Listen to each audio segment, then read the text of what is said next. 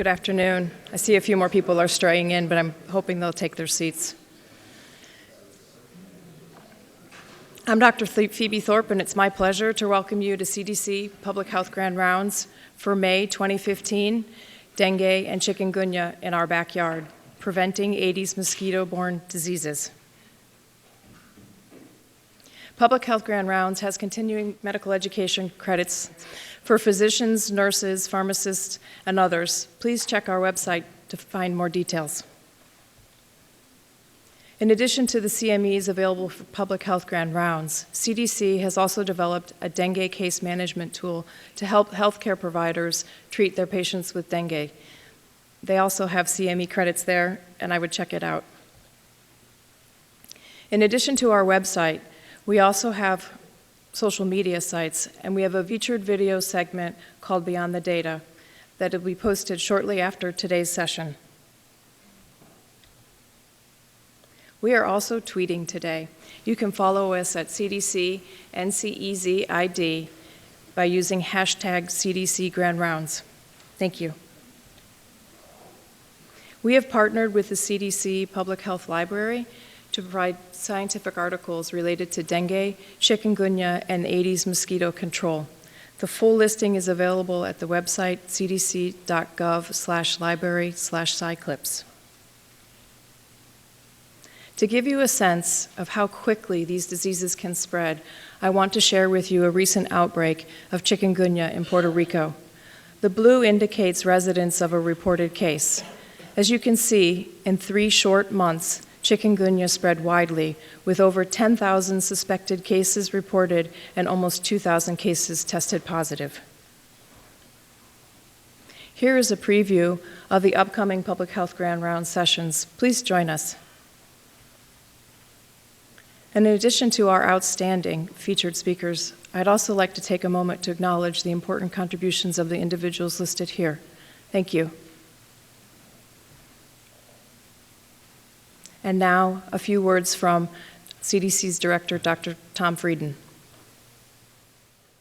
Mosquito-borne diseases such as malaria and dengue kill as many as 750,000 people every year, making mosquitoes the deadliest animal on the planet, with the possible exception of human beings. Before 1970, only 9 countries had experienced severe dengue epidemics. Now, the disease is endemic in more than 100 countries, and as many as 3.6 billion people, 40% of the world's population, are potentially at risk for dengue.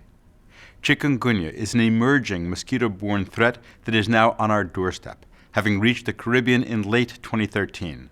Since then, almost 1.4 million confirmed or suspected cases have been reported, affecting 44 countries and territories throughout the Americas. Aedes mosquitoes transmit both of these viruses, as well as yellow fever, a terrible problem still in Latin America and Africa. One way we can reduce the global burden and mortality from dengue is with an effective vaccine. There's promising research on dengue vaccines that will be presented today, including about a candidate vaccine developed at CDC at our Fort Collins campus. There are also promising advances to improve the control of Aedes mosquitoes. If effective, these new technologies could help reduce the burden not only of dengue, but also of other Aedes-borne viruses. For those who become infected with dengue, we need better management of their care. Current treatment guidelines developed with our partners at WHO can nearly eliminate death from dengue. As many of you know, CDC has our origins in mosquito control. This remains important work. Through planning and collaboration, new vector control measures, vaccines, and proper clinical case management, we can reduce the burden of dengue and other mosquito-borne diseases. Thank you for the great work done in this and other areas.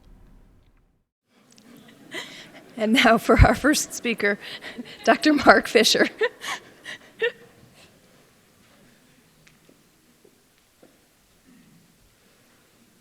Thank you, and good afternoon. Aedes aegypti and Aedes albopictus are mosquito species of great public health importance. Aedes aegypti is the primary vector for dengue, chikungunya, yellow fever, and Zika viruses. Aedes albopictus also transmits dengue and chikungunya viruses. Taken together, these viruses account for almost 100 million cases of mosquito-borne diseases per year. Aedes aegypti and Aedes albopictus are members of the Aedes stegomyia subgenus. They lay their eggs in peridomestic household containers and live in and around human households. Their peak feeding time is during the day. Aedes aegypti are more efficient vectors for transmitting viruses to humans because the females bite indoors, feed almost exclusively on humans, and take multiple blood meals during an egg-producing cycle. These maps show the approximate geographic distribution of Aedes aegypti and Aedes albopictus mosquitoes globally and in the United States. Both species are widely distributed throughout tropical areas in the Americas, Africa, Asia, and Oceania. They are present but have a patchy distribution in temperate areas, including parts of the U.S. Aedes mosquito-borne viruses have two primary transmission cycles, a sylvatic or jungle cycle and an epidemic or urban cycle. In the sylvatic cycle, viruses are maintained between non-human primates and tree-hole breeding mosquito species found in and around the jungle. The viruses are transmitted to humans via mosquitoes when the humans encroach into forested or border areas during occupational or recreational activities. In the epidemic or urban cycle, humans are the amplifying host, and virus is transmitted directly from humans to mosquitoes to humans. Dengue is caused by infection with any of four related flaviviruses, dengue virus types 1 through 4. Aedes aegypti is the primary vector for all four of these dengue viruses. Humans are the primary amplifying host for dengue viruses. The viruses have adapted so that a sylvatic or enzootic cycle is no longer needed to maintain the virus in nature. This map shows the approximate geographic distribution of dengue viruses. Dengue viruses are endemic throughout the tropics and subtropics worldwide. Sporadic outbreaks have also occurred in southern Europe and in Hawaii, Texas, and Florida. Dengue is the most important mosquito-borne viral disease globally. In the last 50 years, the reported incidence of dengue has increased 30-fold with expansion to new areas. Approximately 25% of people infected with dengue virus develop clinical symptoms ranging from a mild febrile illness to severe life-threatening disease. Although surveillance data are limited, a recently published model estimated there were 96 million dengue disease cases worldwide in 2010, including 67 million cases in Asia, 16 million in Africa, and 13 million in the Americas. Dengue is an acute febrile illness which often includes headache, retroorbital pain, myalgia, arthralgia, maculopapular rash, or minor bleeding. Approximately 5 to 10% of patients with dengue develop severe disease, defined as plasma leakage with shock or respiratory distress, severe hemorrhage, or organ impairment with hepatitis, altered consciousness, or decreased cardiovascular function. Subsequent infection with a different type of dengue virus increases the risk for severe disease. The case fatality for severe dengue can be as high as 10%, but proper case management reduces mortality to less than 1%. Chikungunya virus is an alpha virus and an emerging cause of mosquito-borne disease. Aedes aegypti is the primary vector, but Aedes albopictus has played an important role in several recent outbreaks. Humans are the primary amplifying host for chikungunya virus during outbreaks. Sylvatic transmission occurs in non-human primates in Africa, but the role of other animals in maintaining the virus is not known. This map shows countries that have ever reported local transmission of chikungunya virus.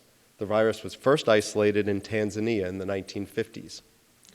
Over the next 50 years, outbreaks occurred sporadically in parts of Africa and Asia.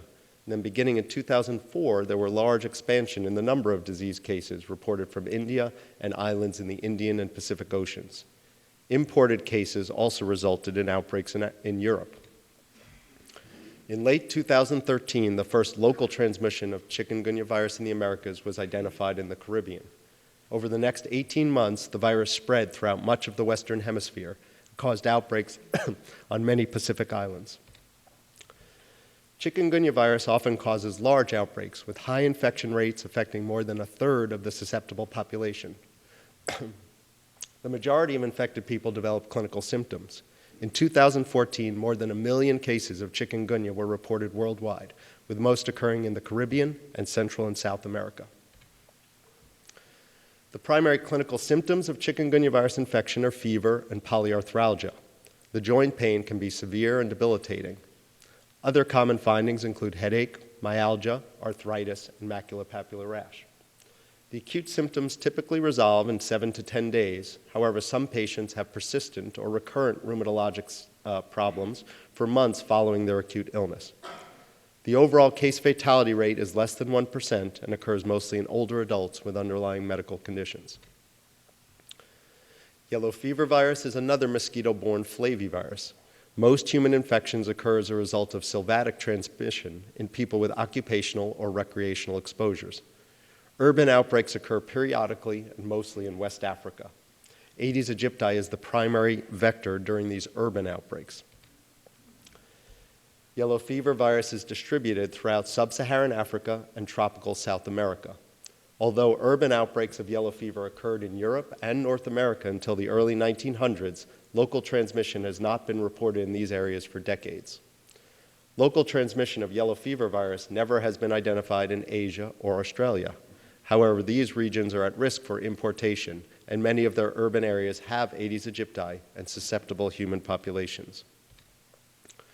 During urban outbreaks, up to 30% of the susceptible population may be infected with yellow fever virus, but only 10 to 20% of infected people develop clinical disease.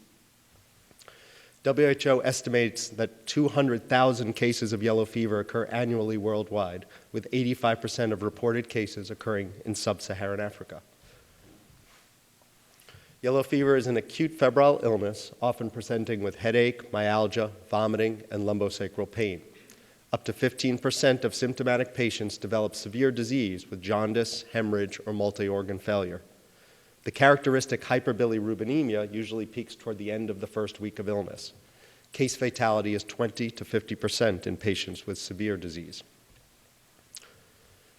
Zika virus is an emerging mosquito-borne flavivirus. Aedes aegypti is believed to be the primary vector, but other Aedes stegomyia species have played important roles during recent outbreaks in the Western Pacific. Like with chikungunya virus, humans are the primary amplifying host for Zika virus during outbreaks.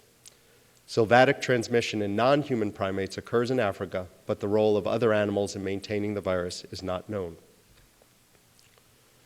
Zika virus was first identified in Uganda in 1947. Over the next 60 years, human serosurveys and mosquito studies suggested the virus was present in many African and Asian countries. However, less than 10 human disease cases were reported worldwide. In 2007, the first outbreak of Zika virus was identified in Yap, Micronesia. Since then, outbreaks increasingly have been recognized in Southeast Asia and the Western Pacific. Zika virus likely will continue to spread to unaffected areas with Aedes aegypti. And last week, the Pan American Health Organization issued an alert regarding the first confirmed Zika virus infections in Brazil. The 2007 outbreak in Yap resulted in an estimated 900 disease cases in a population of less than 8,000 people. Based on a serosurvey, 73% of the population was infected, and 18% of those infected developed clinical illness. Over the past 2 years, more than 30,000 suspected cases of Zika virus disease have been reported from French Polynesia and other Pacific islands. In general, Zika virus infection causes a mild acute illness characterized by a diffuse rash, arthralgia, and conjunctivitis. Fevers are low grade, and 25 to 35% of patients may be afebrile. Symptoms typically resolve over 3 to 7 days. There have been a few reports of possible Guillain-Barré syndrome or other severe disease manifestations. No deaths have been reported. Diagnostic testing is similar for dengue, chikungunya, yellow fever, and Zika virus infections. RT-PCR can detect viral RNA in blood for the first 3 to 7 days after onset of symptoms. Serology can identify IgM antibodies beginning around 4 days after illness onset. Neutralizing antibody testing should be performed to confirm results and distinguish infections due to closely related viruses. In addition, a 4-fold or greater rise in neutralizing antibodies on acute and convalescent sera can be used to confirm recent infection. Finally, for fatal cases, RT-PCR and immunohistochemical staining can be performed on tissues obtained at autopsy. There are no specific antiviral therapies for any of these infections. Treatment is supportive and includes fluids, analgesics, and antipyretics. Patient's hydration status and hemodynamic status should be assessed, and other conditions such as malaria and bacterial infections should be evaluated for and treated as needed. Because proper clinical management reduces mortality due to dengue, all suspected cases should be managed as if they have dengue until it has been ruled out. There are no available vaccines to prevent dengue, chikungunya, or Zika infections. Dengue vaccines have advanced to phase 3 clinical trials, but development is complicated by the need to protect against all 4 virus types. Several chikungunya vaccines have completed phase 1 or 2 safety and immunogenicity studies. Live attenuated yellow fever vaccine has been licensed and available since the 1930s and is widely used in endemic countries and travelers. From 2007 through 2012, yellow fever vaccination campaigns led to an estimated 27% reduction in yellow fever cases in 11 endemic countries in West Africa. Other than yellow fever vaccine, the best way to prevent Aedes-borne diseases is to reduce mosquito exposure. At a community level, mosquito habitat control and applications of larvicide and adulticide may reduce viral spread. However, decades of experience with dengue has shown that controlling Aedes aegypti requires substantial resources and is difficult to sustain at effective levels. For travelers and other populations where feasible, using air conditioning, having screens on windows and doors, using insect repellent, and wearing long sleeves and pants can limit mosquito exposure. Finally, protecting people who are already infected from further mosquito exposure during their first week of illness will prevent them from infecting new mosquitoes and contributing to the spread of the virus. In summary, Aedes aegypti is the most important vector for dengue, chikungunya, yellow fever, and Zika viruses during outbreaks. In recent years, the incidence of these Aedes-borne diseases has increased and the viruses have spread to new areas. These Aedes-borne viruses are found in overlapping geographic areas and have similar clinical features. There are no antiviral therapies to treat these diseases, but proper clinical management can reduce dengue mortality. Yellow fever vaccine is widely used and effective. Dengue and chikungunya vaccines are in development. Until those are available, reducing mosquito exposure is the best preventive measure, but current vector control options are resource intensive and difficult to sustain at effective levels. Thank you.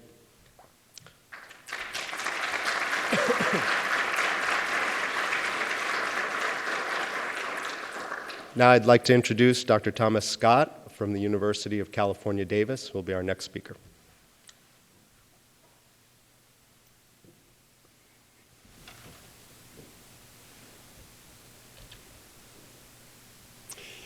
Aedes aegypti immatures, that's the larvae and the pupae, develop, and the adults live in close association with humans. In the peridomestic environment, stored water, discarded items that accumulate water create abundant habitats for the development of immature Aedes aegypti. This is an increasing problem in rapidly growing urban settings that lack adequate water supply, solid waste disposal, and have substandard housing. These conditions are often associated with high human population densities that are in close biting contact with high densities of Aedes aegypti. This creates a situation where there's a high potential for virus transmission. Female Aedes aegypti lay their eggs on the sides of water-holding containers. Approximately 1 week later, eggs hatch, and larvae develop into pupae. 2 days after that, the adults emerge. The adults rest inside of houses, most often in quiet, dark places like closets or clothes racks. An important feature of their ecology is that adults tend not to fly very far, often living their entire life in a single house or in the neighbors. During their lifetime, they seldom move more than 100 meters from their initial resting site. Other important characteristics of Aedes aegypti are that compared to other mosquitoes, this species has low population densities, often fewer than 10 adult females per house. And the distribution of their populations tends to be focal and dynamic, so that over time there are changes in the number of mosquitoes per house and changes in the distribution of infested houses. Only female Aedes aegypti feed on blood, which they require to develop their eggs. They prefer to feed on humans and they bite during the daytime when people are engaged in their daily activity patterns. So compared to many other mosquito species, Aedes aegypti bites frequently, which increases their fitness, but also epidemiologically, frequent human biting is one of the most important reasons why this species is such an efficient vector of viruses. Biting a human host is required for virus transmission, and Aedes aegypti biting patterns facilitate transmission. Some people are bitten more than others, and frequent human contact can facilitate explosive epidemics. Because they live, frequently bite, reproduce in close association with humans, epidemics can occur even when Aedes aegypti populations are low. Vector control for Aedes aegypti-borne disease aims to reduce adult female populations, reduce the human biting rate, and reduce the number of infectious mosquitoes. For sustained reductions in human infection and disease, vector control needs to maintain reductions in mosquito populations below the levels that are required for virus transmission. But defining what those entomological thresholds are has been a difficult thing to do. In the past, entomological indices based on larval mosquitoes were used to predict the risk of a person getting infected. We now know that larval indices do not correlate well with human infection risk.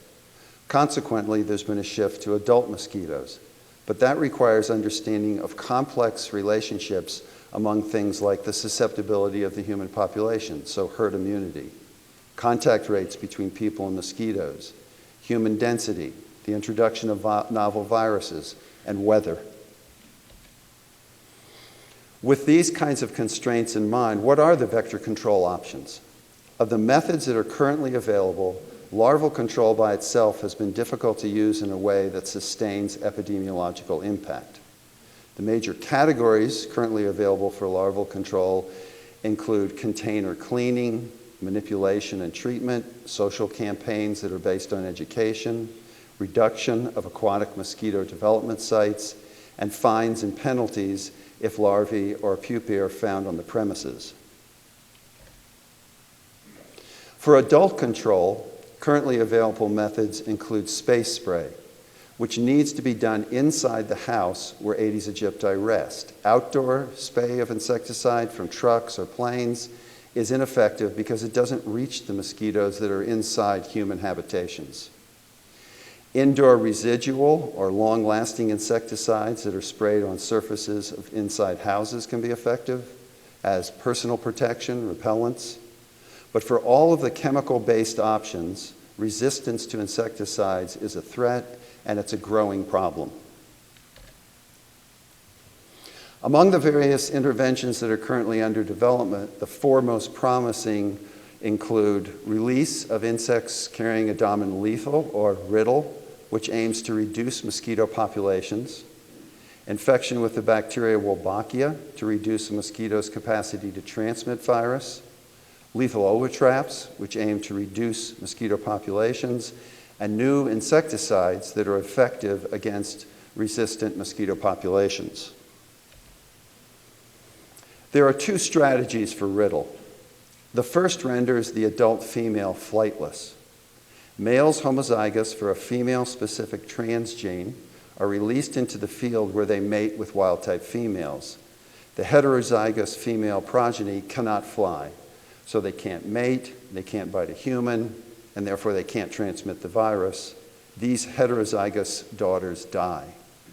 The heterozygous sons, however, can fly, and therefore they can mate, and they can pass on the female-specific trait to half of their offspring. In the second strategy, males homozygous for the transgene that cause late-acting lethality are released into the field where they too mate with wild-type females. All the heterozygous progeny, the males and the females, die as pupae or early-stage adults. This approach has undergone safety testing and field trials with entomological outcomes in Malaysia, the Cayman Islands, and most recently a series of trials in Brazil. Additional trials need to be carried out to determine the epidemiological effect of riddle in reducing human dengue infection and disease.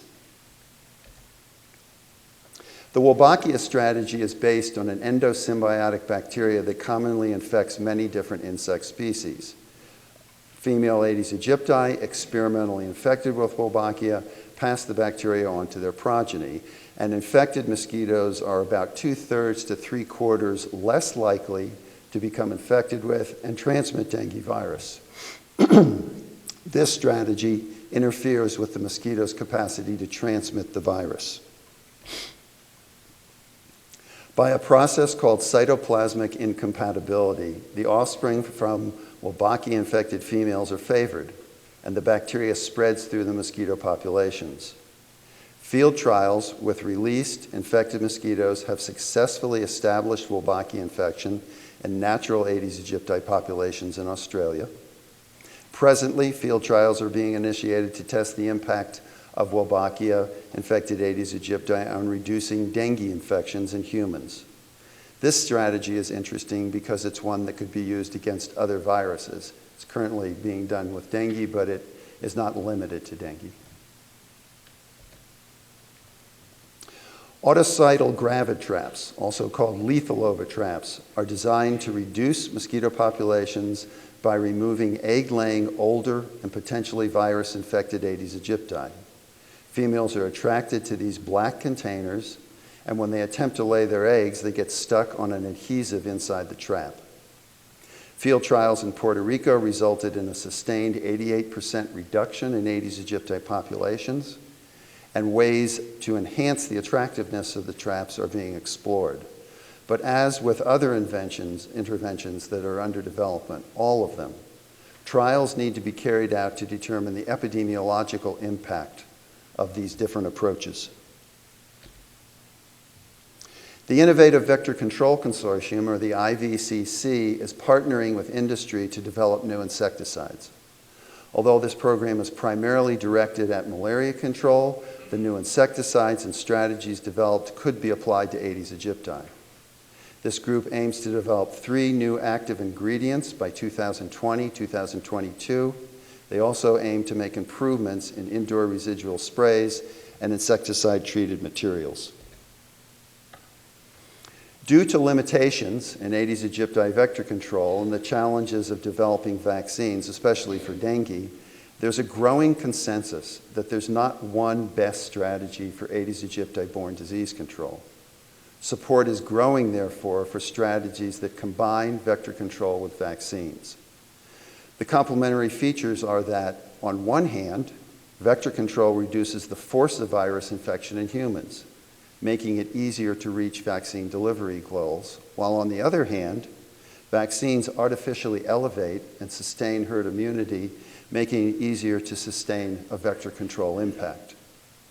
The current emphasis for this approach is to define the details of how to best combine these strategies and then how they would be empirically tested. In summary, Aedes aegypti is an efficient virus vector because it lives in close association with and bites humans frequently. Consequently, epidemics can occur even when mosquito densities are low. The lack of appropriate infrastructure, especially in modern megacities, supports increasing Aedes aegypti populations with high potential for virus transmission. Indoor residual insecticides have the greatest potential among existing tools to prevent disease, but these chemical-based interventions are challenged by growing concerns about insecticide resistance. So what are the steps that we could take moving forward? Across all vector control approaches with Aedes aegypti-borne disease, the existing ones and the new ones that are in development, there's an urgent need for epidemiological assessments of those interventions. To what extent and under what circumstances did they prevent infection and disease? Insecticide programs need to establish effective resistance monitoring programs and then means to manage resistance once it's detected. And part of this will include new insecticides and improvements in indoor residual spray. Among the interventions that are under development,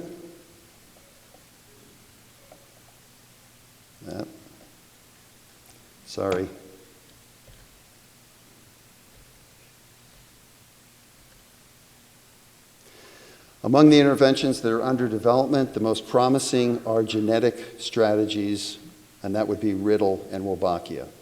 A major challenge for all forms of vector control is scaling up from the small-scale local field trials to sustained coverage across large areas in public health programs. The future will require combinations of interventions. We don't see a single magic bullet among existing tools and strategies for those that are in development or those that are currently available. Moving forward, we need to define which tools prevent disease, under what circumstances do they work, and when do they not work. Once we have that kind of information, we can think more carefully and clearly about how we can combine those interventions to have a more sustained impact. That ends my talk, and the next speaker will be Dr. Harold Margolis.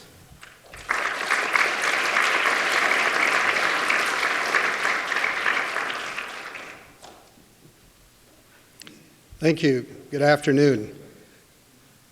So I'm located at the CDC dengue branch, and for those of you that don't realize it, we're in San Juan, Puerto Rico, which is a dengue endemic area of the United States. So I'm going to focus on control and prevention of dengue, which, as you've heard, is a significant problem and for which we don't have single prevention strategies.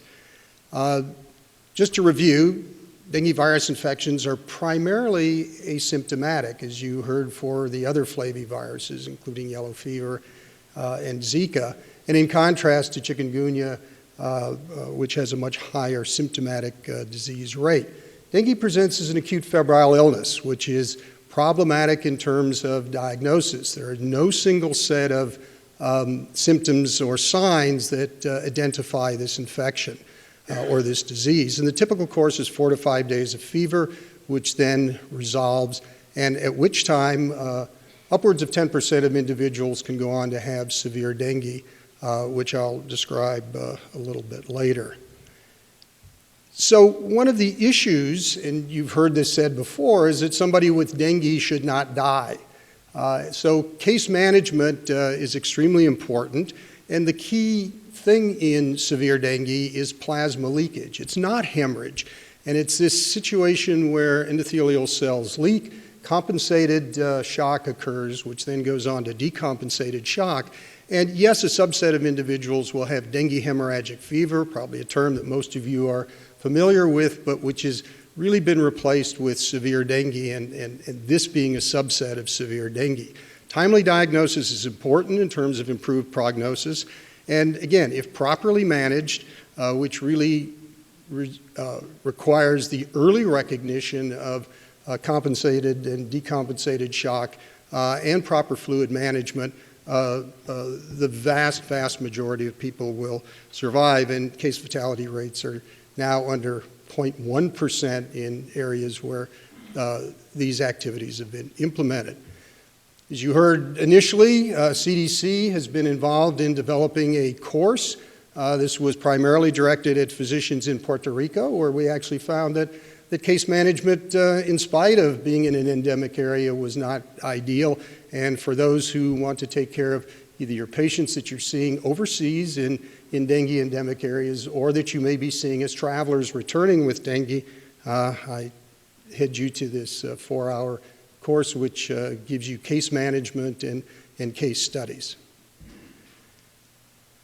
So why do we need better diagnostics? As I pointed out, dengue is an acute febrile illness in many areas of the world. We now in Puerto Rico see chikungunya, but leptospirosis in some parts of the world, malaria, as well as other febrile illnesses such as influenza in the tropics look just like dengue.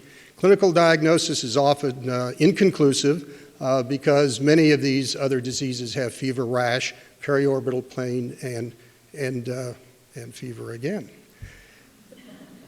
Accurate diagnosis is needed, so we don't always get all of the typos out. Lab tests for dengue, in contrast again, and things that have changed over the last several years, really depend on the timing of when you see the patient. And what I'm going to do in a next cartoon is to go through what happens during the course of dengue and how we can now apply diagnostic tests to better find out what we have in a patient who presents to us. So if you look at the background, the incubation period, there's about a 7-day incubation period. There's a febrile phase of about 5 days. The critical phase is when the person defervesces. Fever goes away, and that's when severe dengue begins to occur or occurs, and then there's this post-febrile phase during convalescence. So if you look at the virologic events, and let's go over to the left-hand side of the cartoon, there is viremia, and it's easily detectable by molecular techniques, PCR, real-time PCR, or some antigen detection techniques. The IgM ELISA, or the IgM capture MAC ELISA, is what, again, most of us are probably familiar with. But you see this diagnostic event doesn't occur until 3 to 5 days after the onset of illness, and by that time, many people are already on their way home and aren't coming back to us. They really do present earlier. So it's putting these two tests together that help us in terms of making a good confirmatory diagnosis. And what I've done is put this, this algorithm up here. So if you see somebody in the first 3 days, yes, what you need is just PCR. If you see somebody in that 3 to 7 day period, you need both tests, and after 7 days, you need IgM. So let me talk a little bit about a diagnostic, or excuse me, a prevention framework. And what I've talked about is the bottom half of this puzzle, namely secondary prevention activities. And the top part, which are integrated vector control, which Dr. Scott talked about, you heard the difficulties with it. And what I'm going to do is drill down on vaccines, and all of these we see as being evaluated by surveillance. Yes, you yourself can protect yourself against dengue by using repellents. You've heard this again in previous talks. There are a number of active ingredients, which I've listed here. And the key is you have to put them on. You have to put them on several times a day. And you have to use them all the time. And they don't help in the community. So for those of us who live in the tropics, you find that it's sometimes hard to do. And that's why, yes, it works, but it doesn't work all the time. But now let's talk about dengue vaccines, which you heard Dr. Frieden bring up in his comments. And the points, I think, are well established in terms of why we would like to have a strong primary prevention tool. The other thing is that efficacious flavivirus vaccines exist. We have them against yellow fever, Japanese encephalitis, tick-borne encephalitis, and it's been shown technically feasible to make such a vaccine. But the challenge is you must protect against all 4 dengue viruses. And then there's a large implementation challenge ahead once we have an effective vaccine. So here are 5 vaccines that are in development. You may be surprised that there are actually that many. 3 of them are live attenuated, but they're not done by the classical passage approach. They've been made by genetically engineering these viruses and then combining them into a single vaccine. There's a cell culture derived inactivated vaccine, and there's also a subunit vaccine. And the one that, again, Dr. Frieden talked about is the one by Takeda that was initially developed by CDC. So where are they? Well, the Sanofi vaccine has completed phase 3 trials, and I'm going to show you some of those data. And there are 2 now that are going into phase 3 trials, and there are 2 that are beginning to go from phase 1 into phase 2. So there's a lot in the pipeline, and there's a lot of information coming forward. Now, all of these trials are actually being conducted in a similar manner. There were guidelines produced in 2008 by WHO that said, look, these should be random, blinded, placebo-controlled trials. Age group should be where the highest incidence is, so that's usually the 2 to 16-year-olds in all dengue endemic areas. The Sanofi trial had 3 doses of vaccine, shown in phase 2 trials that that's what you needed to get high antibody levels. They used a normal saline vaccine diluent, but some placebo should be used. And the endpoint, going back to my diagnostic comments, is we're looking for dengue as acute febrile illness plus viremia. So this is getting people early, and that's dengue in terms of endpoints for these trials. Follow-up has been 25 months, so that's 13 months after the last dose, looking for both efficacy as well as adverse events. And long-term follow-up is a big issue with dengue because of the concern about potential adverse events. And so these trials are actually going on for 48 months, and they are still blinded in terms of the outcomes of the individual. So crossovers have not been recommended. So here are the data from the Sanofi trials. Realize there's a lot on this slide, but there were trials in Asia as well as trials in the Americas, and kind of go to that area that is circled by the yellow ellipse. And you see that overall efficacy was a low of 30% to an average of around 60%. And what was the cause of that? Well, go down to dengue 2. And in the trial in Ratchaburi, which was in Thailand, they had a very large dengue 2 epidemic going on. They had very low efficacy, but you see that that low efficacy for that component of the vaccine continued in the other trials. Also, dengue 1 seemed to have lower efficacy as compared to dengue 3 and dengue 4. So where are we today? And this is all fairly new data. The Sanofi vaccine offers only partial protection. Current data have not shown any vaccine safety issues, and that's with follow-ups now out almost another 12 months after the end of the trial.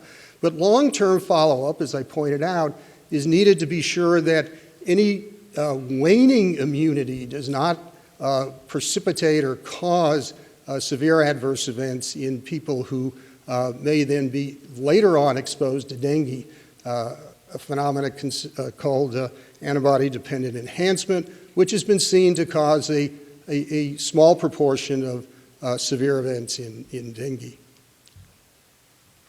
So where are we? And this goes back to the summary and things you've heard from others, is that 40% of the world's population remains at risk for dengue. Proper case management will lower death and reduce case fatality rates.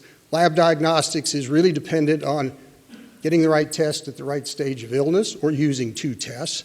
Vector control and vaccine research do hold promise, but we're into this new phase of needing to evaluate these.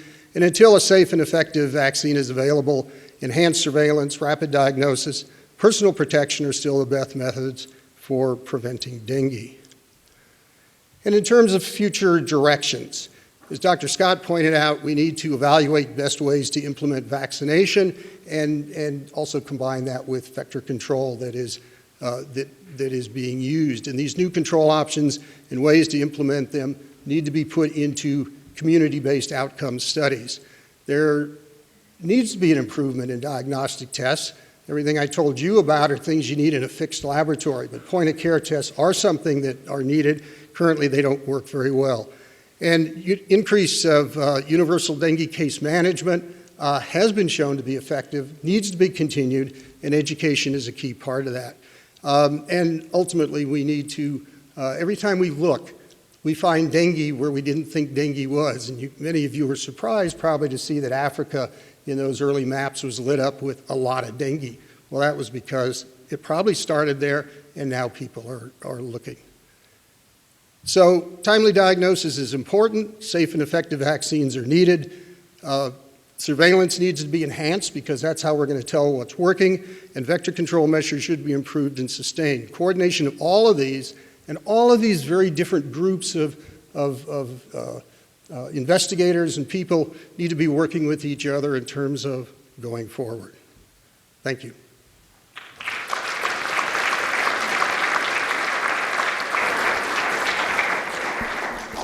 Thank you, Dr. Margolis. This session is now open for questions. If people in the back can come up to one of the microphones. I think people in the front have microphones. If you could raise your hand. If folks can limit themselves to one question so we could get up in. Yes? Thank you for a very informative presentation on this topic. It seems that we don't have an infectious disease outbreak where the question of mosquito-borne transmission doesn't come up, Ebola, HIV, et cetera. So my question is why these diseases? What is it that we understand about? Is it viral load or something to that effect? And does that speak to other approaches to managing disease? So like reducing population viral load or something to that effect?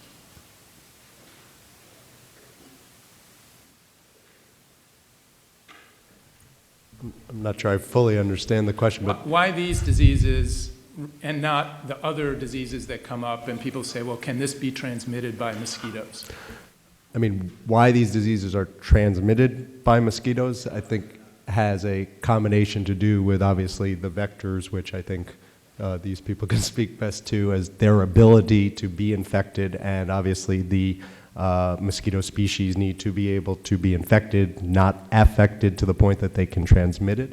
And then there needs to be some vertebrate host, whether in several of the cases we're talking about here, humans, in other mosquito-borne viruses, those are other vertebrate animals that then have viremic levels that are high enough that when bitten by another mosquito, those mosquitoes will become infected. And again, the virus can live and be transmitted by those mosquitoes.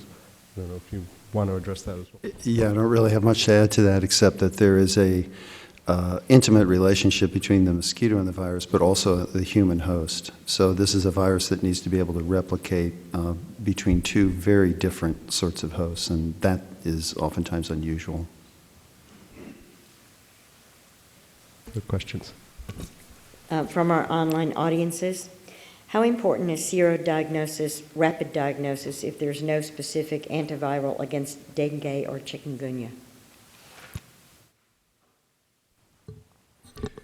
That's an important question. I think it's twofold. One is it does help the clinician knowing that you really have a patient with dengue, because you have many other diseases that look like it, and you may be going, yes, you go symptomatically, but knowing that this is dengue. And in the case of chikungunya, where both of these occur, it may also help you, and it does help you, with giving that patient with chikungunya anti-inflammatories, because you don't want to give those to somebody with dengue who may then start having a bleeding episode because you interrupted their vascular integrity. The other part is surveillance. If you have huge lags in knowing what that, what those epidemic curves are, and we've seen this in Puerto Rico, where when H1N1 came, everybody thought it was an early dengue outbreak. No, what it was influenza, because the diseases look the same. So it is important to use your diagnostics. Thank you. In the back microphone. Yes, good afternoon. I saw an announcement a little over a year ago that a fifth serotype of dengue had been detected that's caused at least one outbreak. Has there been any follow-up on that, and does that complicate some of these control measures? Yes, we all saw that. And to date, there has not been published sequence data. It was very closely related to a dengue 4. It appeared to be from an area where Sylvatic dengue was being transmitted in Malaysia, and came from a retrospective freezer study. And again, to date, there just hasn't been either full confirmation of that or new serotypes. And these are really virus types that have been identified. Dr. Bell? Thank you. This was a really interesting, great presentation. And I think one of the issues, clearly, there's a huge global disease burden from these mosquito-borne diseases, but we also saw the distribution of the two competent vectors, including parts of the United States and certainly Puerto Rico. And I thought people might be interested in some of your thoughts, some of the experience with transmission of dengue, both in Puerto Rico, which is where it's endemic, and also then in parts of the southern United States, and what your thoughts are in terms of the potential for chikungunya.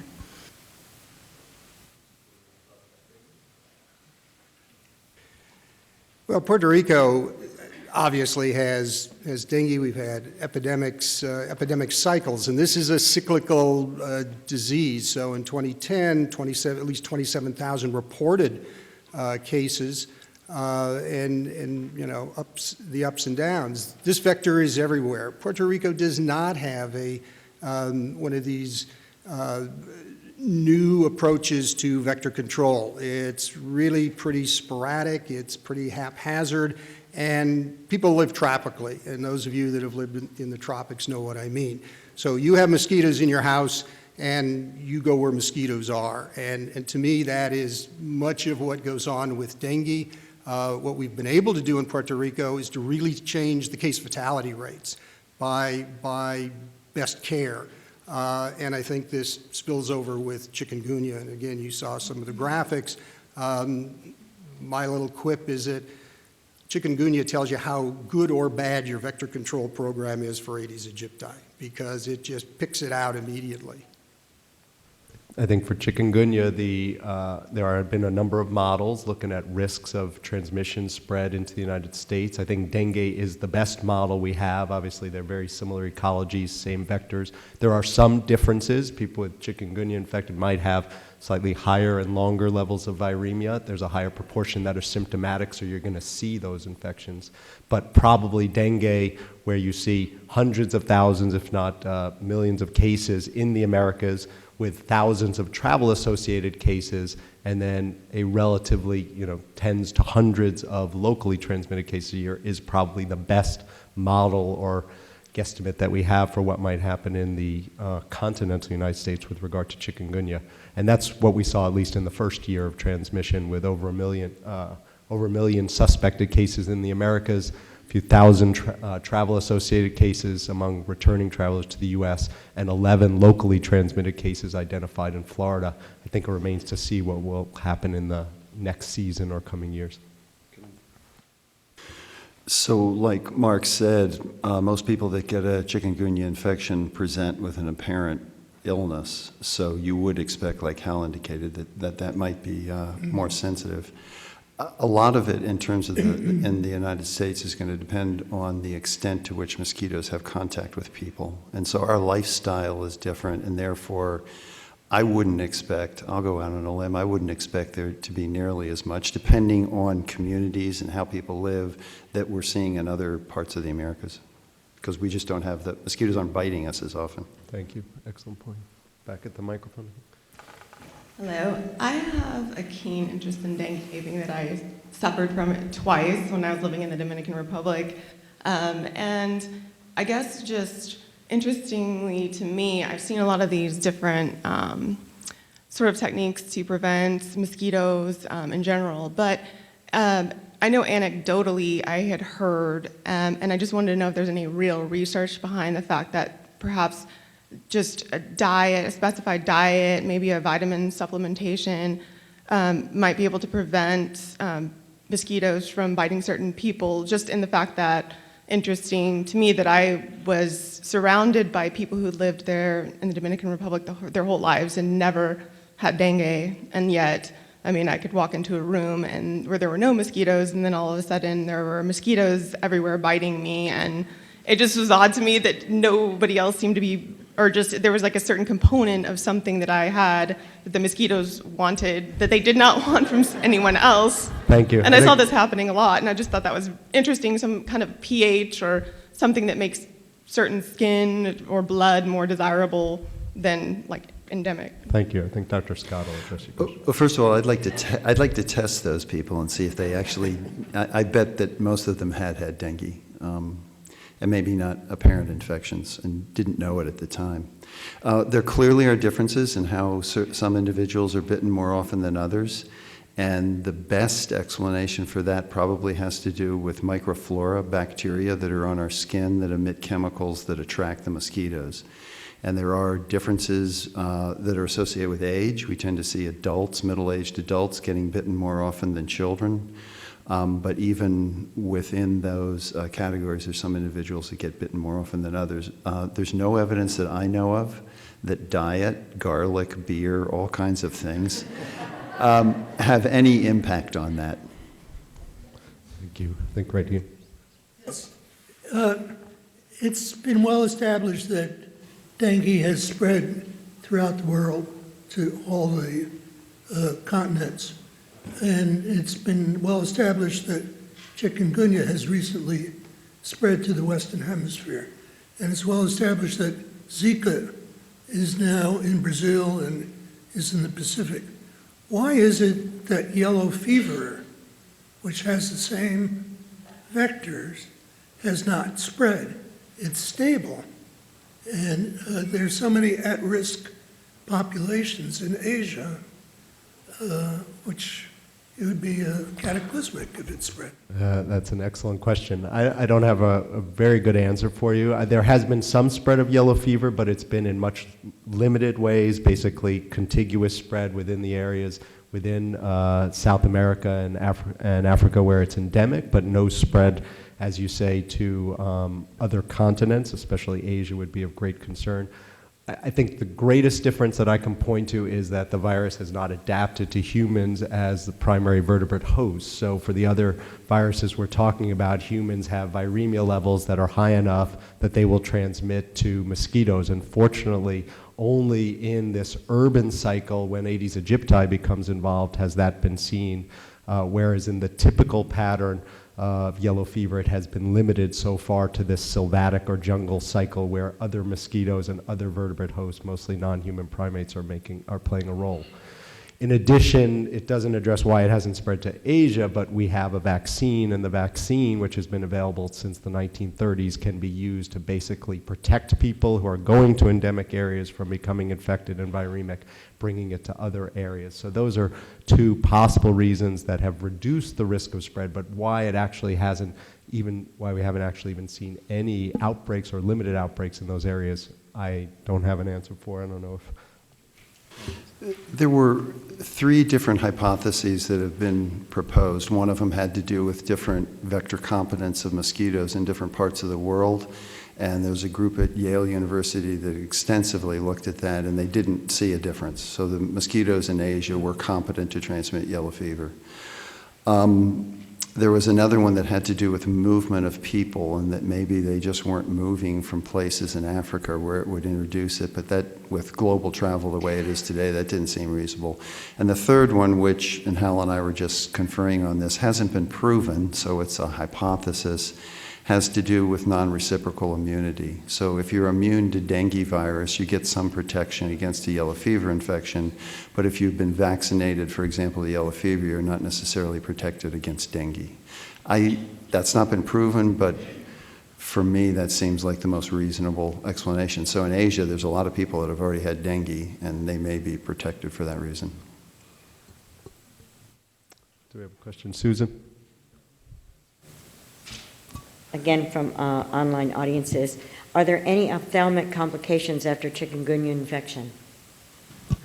I'm not aware of any ophthalmic complications. There have been flaviviruses that have been identified in ophthalmic tissues, but I'm not aware of any actual clinical findings of patients who are infected or risks of transmission or severe disease. But the chikungunya literature is certainly expanding greatly in the last couple of years with the large outbreaks in the Pacific and India and recently in the Americas. So I wouldn't be surprised if we see reports like that, but I'm not aware of them.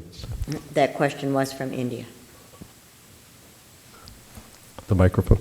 Hey, Rebecca Hall, CGH of parasitic diseases and malaria. I was just wondering, what do we know about the people that go on to have some more severe forms of the diseases caused by the flaviviruses? Do they presumably have they sustained more mosquito bites? Any other underlying risk factors, immunocompromised state, et cetera? Thanks.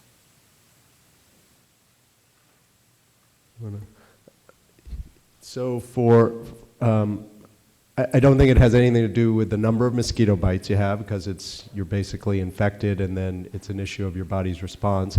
For dengue, which I'll let Hal speak to, there certainly may be some immune-mediated response. For chikungunya, the data are limited. We know that older people and people with underlying medical sort of comorbid conditions are more likely to have more severe arthralgias and probably risk of longer-term arthralgia. There's one study that associated with an HLA type, a certain HLA type, so suggesting a genetic component, but I don't think there's anything more about that. For yellow fever, I don't know of any specific risk factors that are identified for people who go on to hemorrhage or more severe disease. I don't know if Hal, you want to speak to dengue? No, there have been a lot of hypotheses with dengue, and as I pointed out, non-neutralizing antibody, at least in vitro and with some epidemiologic studies, may confer some increased risk. The one thing that has come out in studies that have been done and where you can do it is viral load or viral titer. So those people with the highest dengue virus titers during the course of their illness tend to be those that go on and have severe dengue. But past that, it's this whole raft of things that nothing's been pinpointed. And I hate to cut off a fabulous discussion like this, but I think we've reached the end of our time. Thank you very much for joining us.